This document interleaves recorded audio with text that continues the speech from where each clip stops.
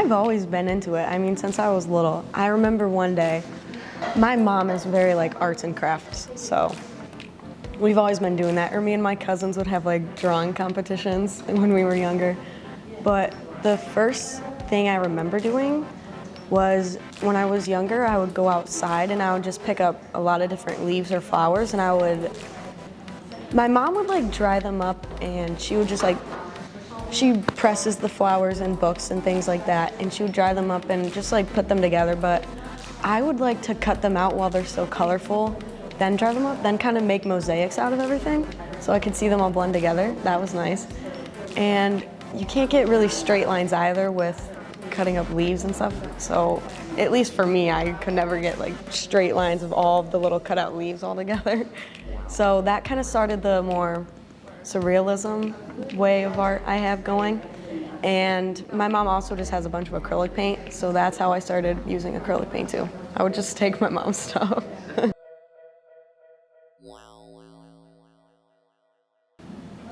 I really, really love it when other people can connect to it and they can tell me, wow, that's really, or it's kind of, the compliments I get for my art are almost like compliments I get for my brain, if that makes any sense. Because like, wow, you have a really unique thought process, or wow, I would have never thought of that. And I'm like, yeah, thank you.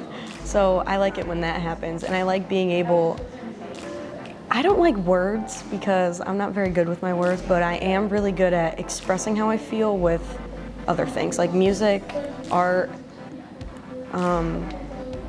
just making random things. It's easier than explaining how I feel with words and like poetry, so.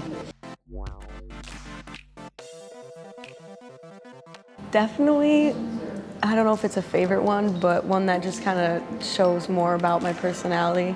When I was probably 13, when I was making something once, I was just like, you know, I don't like how this turned out. I'm just gonna put it all over my hands. So I put all the paint all over my hands, and I just started smudging all these random papers together.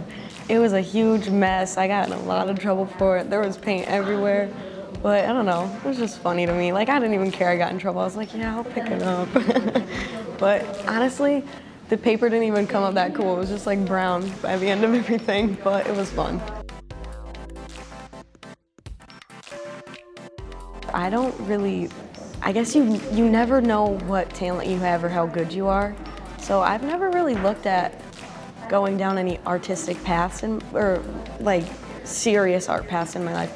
But I would love to